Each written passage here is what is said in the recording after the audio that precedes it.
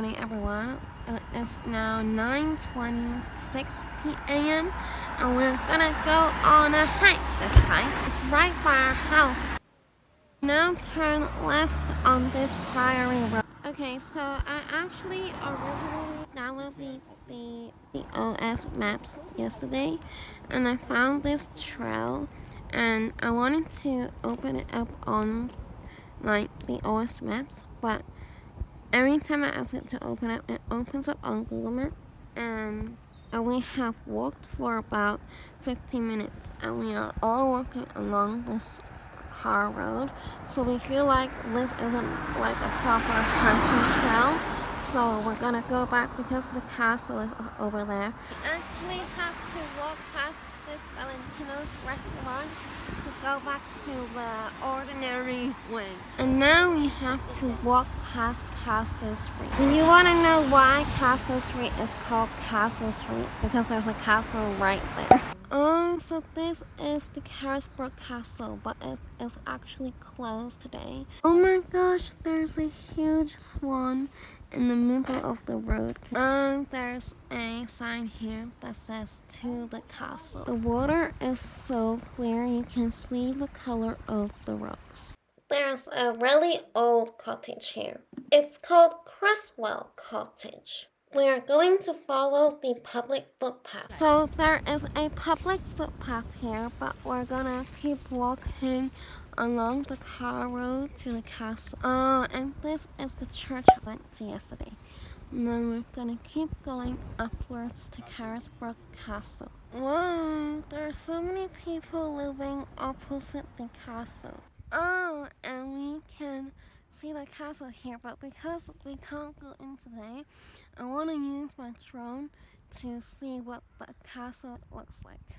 And since I did not get to learn about the history of Carisbrooke Castle, I went online to find out about it, and I also want to tell you guys about it. So Carisbrooke has been a central place of power and defense on the Isle of Wight for over 1,000 years. During that time, it has been a Saxon fortress and a castle of the Norman conquest, much remodeled during the Middle Ages and under Elizabeth I. Most famously, Charles I was held prisoner here during the Civil War. Since then, Carisbrooke Castle has remained a symbolic center for the island, and not least as the residence of its governor. And the Roman occupation in the area around Carisbrooke has been suggested but never proved. The earliest certain use was for a pagan Anglo-Saxon cemetery of the 6th century. 3 graves were discovered during excavations. In about 1,000 years, this prominent hilltop dominating the center of the island became the site of a rectangular fortification formed of an earthen bank, later faced with a stone wall and containing large timber buildings. This was probably an Anglo-Saxon burh, built to provide a refuge against Viking raids. And the castle you see in front of you right now is actually the Norman Castle. And shortly after the Norman conquest, the burh was converted into a castle to secure the island for the Norman invaders. And a defended enclosure was formed in one corner of the Saxon burh. And in 1,100 years, the Isle of Wight became part of a powerful lordship created by Henry I, reigned from 1,100 years to 1,035 years. And the powerful lordship was for Baldwin the Rivers, one of his key supporters. The island remained in his family until 2093, and it was probably Baldwin who created the present massive motte and Bailey Castle, which still dominates the hilltop. And after Henry I's death, Baldwin supported his daughter Matilda in her claim to the fort, where the king's nephew Stephen took it for himself, resulting in civil war. And that's all the time I've got left to tell you about the history of Carisbrooke Castle. Just finished flying my drone and it just started to rain. So we are now gonna walk around the castle to see the outside of the castle. So we walk to the other side of the castle. Oh, this is a car park. So there's probably nothing to see. So we have finished the walk. We are now walking back down. Oh, there are two forts there. I didn't even realize. We are back at this public footpath, but because it's raining right now, we don't want to risk falling down. We are back at the swan place. I mean, this swan. It flapped its wings this time. We're now on our way to Isle of Wight's area of outstanding natural beauty. I guess it's a good thing that Carisbrooke Castle isn't open today, because otherwise we wouldn't have time to go there. We are heading to the west side of Isle of Wight. As per usual, it's full of fields. My dad said he noticed the drivers on the west side of the island doesn't drive as fast as the drivers on the south side of the island. Oh, that is Compton Bay. We're gonna go there. And then there are so many birds over here. Oh, someone is living on top of the beach. Oh, there's a sea here. Oh my god.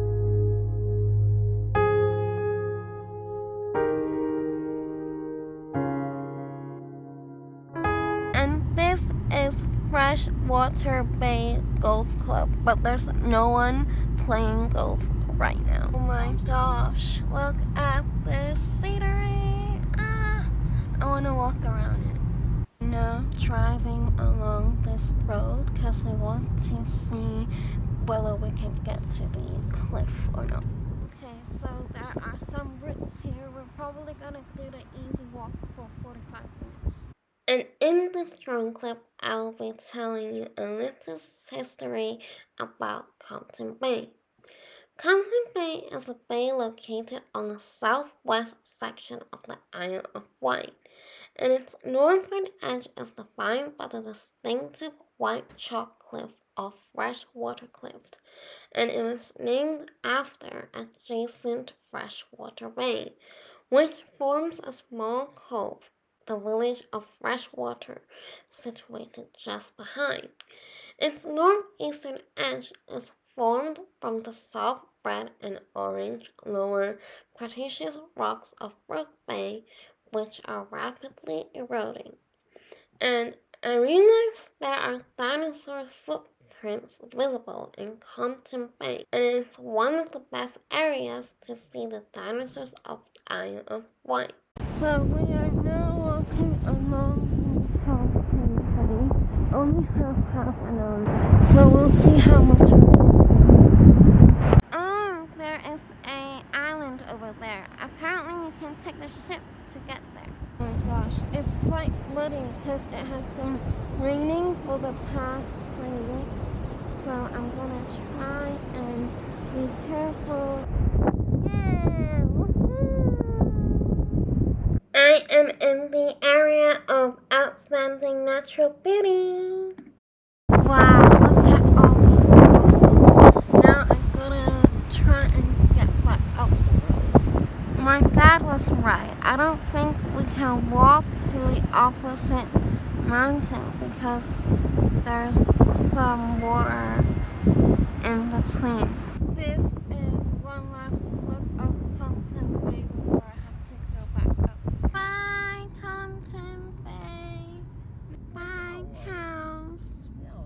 So glad the sun came out today because the weather forecast said that the sun was originally gonna come out at 2, but then it actually came out at around 11 a.m. So thank the Lord. I can't believe people actually live by Compton Bay. So how do they get their food? Because I haven't seen any Sainsbury's or Tesco's yet. Is this the freshwater bay sea? We have arrived at the Needles. There's actually a national trust over there. We heard from a passerby there are no restaurants up at the mountain, so if we want to eat, we have to eat at this Compton Bay restaurant. So we came into the restaurant to borrow the toilet because my mom needed to, and this is what they serve. You can actually take these cable cars up there, but it seems very unsafe, so we are gonna walk for half an hour. We are back at this Needle's old annual battery, and we're gonna hike up to Needle Mountain. Do people in Isle of Wight like to put these outside their homes? When you've walked past this sign, you need to cross over the road to go over to the danger cliff edge. So we took a photo with these rocks. That is the very old pier. I want to take a photo with this pier. There's a bench here. I don't know if it's for you to take a photo or not. Oh, is this the other side of Compton Bay? Oh my gosh, there's so many ships sailing over there. Is that like a little house on the beach, or is that another pier? My dad said this is a good photo taking spot, so I'm gonna insert one now. So we are walking along the road because we realized you can't actually go up there. Oh, by the way, the reason why I'm not flying my drone here is because my drone actually ran out of batteries, so that's why I'm not flying it here. Oh, that one over there is the Needles of battery, and I think, oh, and there's like a cliff edge here, I want to say. Oh, we should have came 1 hour later, because then we could have seen the sunset, but it's like 1:45 now. Oh, this white cliff edge is actually the Compton Bay that we can see from the other side. But this is it. This is Needles Mountain. Oh, there's like another chair for you to take photos. Needle is the signature of this mountain. Okay, we're gonna go back down now. Bird is flapping its wing.